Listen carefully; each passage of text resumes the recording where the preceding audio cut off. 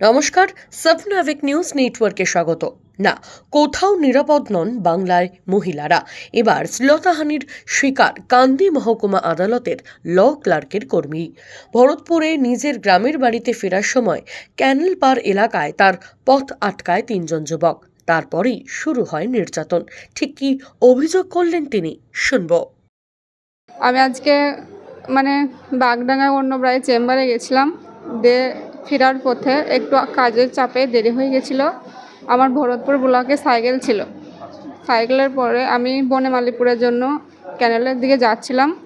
তালগ্রামে 3টে ছেলে আমাকে সাইকেল থেকে সামনে দাঁড়ায়, তারপরে আমাকে সাইকেল থেকে নামানোর পরে ওরা আমাকে আমার অনিচ্ছার বিরুদ্ধে আমাকে শ্লীলতাহানি করার চেষ্টা করে এবং আমাদের হাতে থাকা টর্চ লাইটে আমাকে মাথায় বেরিয়ে দেয় এবং আমার তো যে 3জন তোমাকে রাস্তা আটকিয়েছিল, এরা কি আপনার পূর্ব পরিচিত বা এদেরকে না, ওদেরকে আমি এমনি চিনি না। আমি যখন তালগ্রাম দিয়ে আসতাম ভরতপুর, ওরা আমাকে মাঝে মাঝে ডিস্টার্ব করতো। সেটা কতদিন আগে থেকে আপনাকে ডিস্টার্ব করতো? ওরা আমাকে প্রায় 6 মাস 1 বছর আগে থেকে প্রায় মাঝে মাঝে করতো, কারণ তো আমি প্রতিদিনই যাতায়াত করতাম তালগ্রাম থেকে। তো আপনি কাউকে জানিয়েছিলেন যে আপনাকে ডিস্টার্ব করতো তখন? আমি আমার মাকে বলেছিলাম।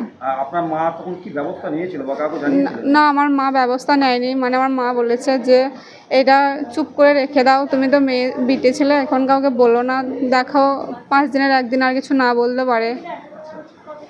তো ল ক্লার্কের যে আপনার কাজ কান্দি কোর্টে করছেন বলছেন, এটা কতদিন থেকে করছেন?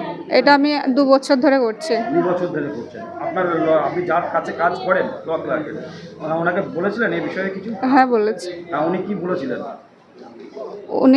উনি বলেছেন যে তুমি তো নিজেই পেশাধারী এক ল ক্লার্ক, তুমি নিজে রেফার লিখে তুমি থানাতে কমপ্লেন করো। তো আজকে যখন বাড়ি ফিরছিলেন কটার মধ্যে, তখন কটার বাজে? না, 6টা 10 15 বা 6টা হতে পারে। আচ্ছা, কোন জায়গায় আপনাকে ধরেছিল? ওই ঝিংড়ে পার করে। ক্যানেলে? হ্যাঁ ক্যানেলে। প্রথমে আপনার কি রাস্তা আটকিয়েছিল? হ্যাঁ, রাস্তা কি বলছিল?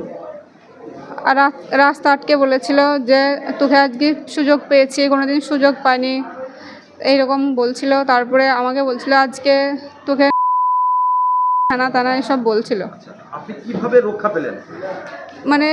ওদেরকে আমি চিনি না। একটা 4 চাকা গাড়ি আসছিল দূর থেকে, ওরা লাইট পেয়ে ভয়ে পালিয়ে যায় আমাকে ফেলে দিয়ে। আপনার কোনো জায়গায় আঘাত লেগেছে?